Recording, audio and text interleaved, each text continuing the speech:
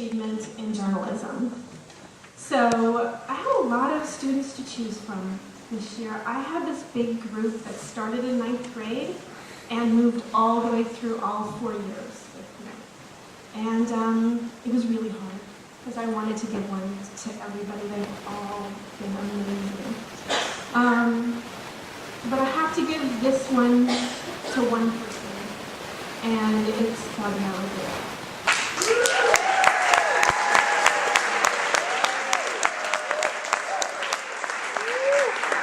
When I met Gabriella, I had never been so struck by a 14-year-old in my life.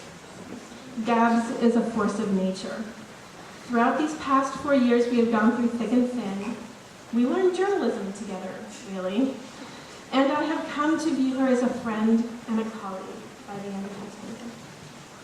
For the paper, she wrote incredible articles with the aim of educating our students about the larger world they live in and on the wonder and the tragedy that exists there. As my editor-in-chief this year, she ran the class like I know she will one day run the United Nations. Tough and sweet, organized and streamlined, always looking at the larger picture even while she pays attention to the details and the people under her.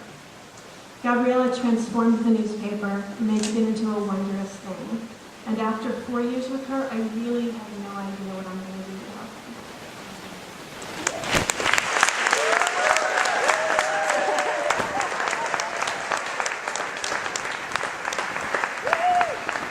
AIDS awareness and invisible children.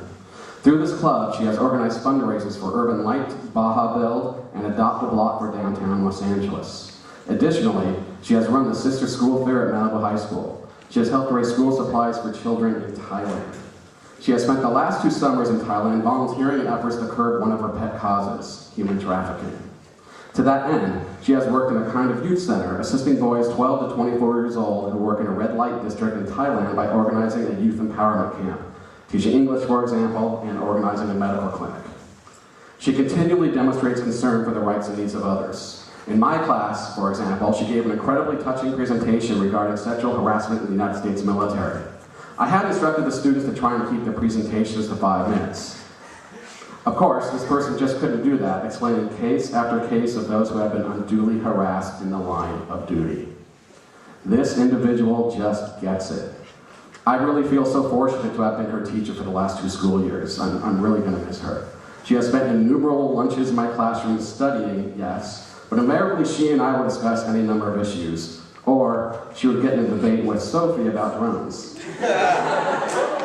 I am really going to miss those conversations and this person.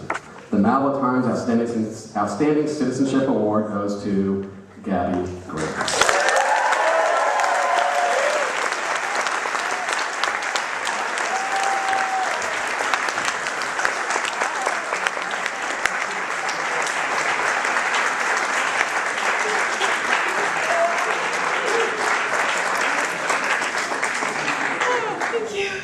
Gabby.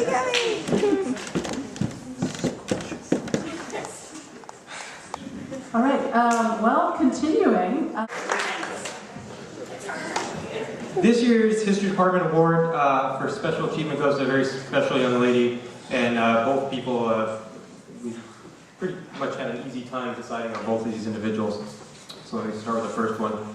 As a sophomore in my AP class, I was immediately impressed with both the maturity and sophistication of this student. I was equally impressed with her interest and knowledge in world issues and affairs. She's a student who has shown a deep interest and passion for history, politics, culture, and the world around her. She's not afraid to ask questions, challenge the status quo, or ask how come or why. She's got the positive attitude day in and day out, while making the day better for both teachers and students alike. She's challenged me personally in the classroom, in turn helping me develop my own craft, so I thank her for that. Things like, have you ever thought of using this documentary, or this source, or students might find the following helpful, or this historical event is similar to what is going on today in country X, Y, or Z.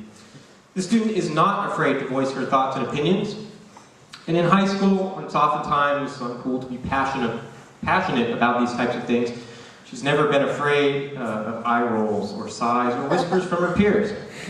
In the near future, this student, very near future, will embark on a unique path after high school as she enters Minerva's schools at AGI. No huge lecture halls or traditional learning. Rather, interdisciplinary immersion in coursework, living abroad in multiple countries, capstone projects, culture immersion, and preparing for leadership and innovation in a global context. This program of study is Gabby Grayhead.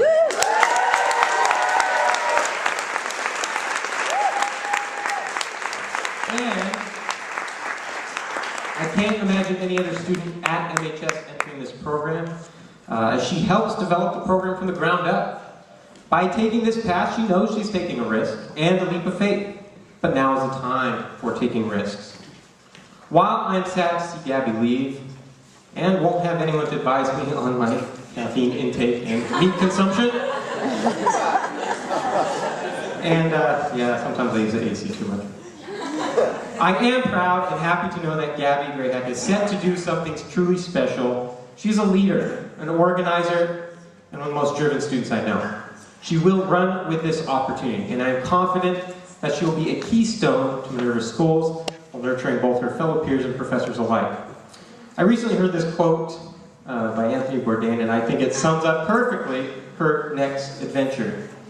He said, "If I'm an advocate for anything, it's to move. As far as you can, as much as you can. Across the ocean, or simply across the river, the extent to which you can walk in someone else's shoes is a plus for everybody. Open your mind, get off the couch, move."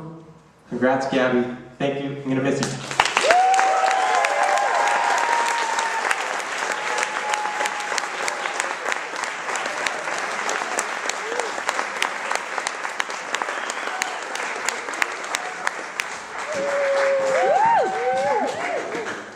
Well, how to follow that one up?